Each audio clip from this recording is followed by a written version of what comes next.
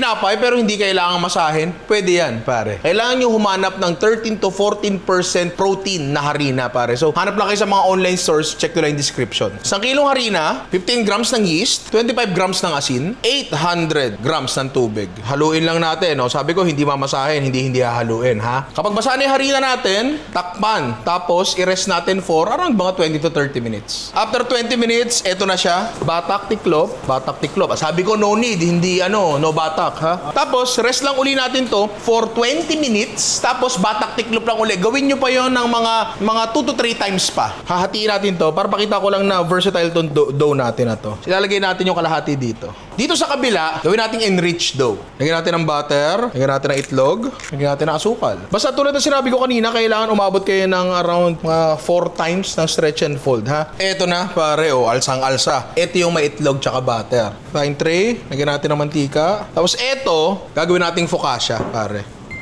Tapos balik na rin natin. Stretch lang natin. Rest lang uli natin yan bago natin isalang, pare. Ngayon eto, siguro gawin natin cinnamon rolls yan. Batakin lang natin, pinakamanipis na kaya.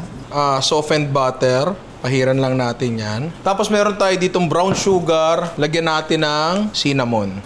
Skalat natin dyan. Pinakamahigpit na kaya nyo. Diba, hindi nyo na kailangan magmasa para makakuha ng disenteng tinapay. Kutsilyo, lagay mo dyan. Yan, kahit pangit dyan, mamaya kapag naluto, maganda yan. Paalsahin nyo na ulit ito, tapos salang na natin. Oh, pare, tingnan mo. Ngayon, lagyan lang natin asin to. 180 degrees Celsius. Lagyan natin yan dyan. Pagsabayin na natin yan. Saglit lang yan, pare. Ito naman yung cinnamon roll. Sabi sa inyo, huwag yung husgahan agad eh. Oh, ito naman yung focaccia natin, pre. Oh, di ba?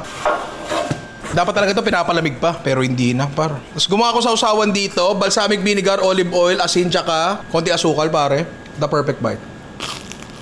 Uy. Parang sa isang tinapay na hindi mo minasa, na talagang nilaro-laro mo lang ng konti. Napakaganda niyan. Dalawa na gawa natin. Isang maalat, isang matamis. Gawa tayo nung mabilis na frosting niyan. Wala nang cream cheese. So ito, powdered sugar.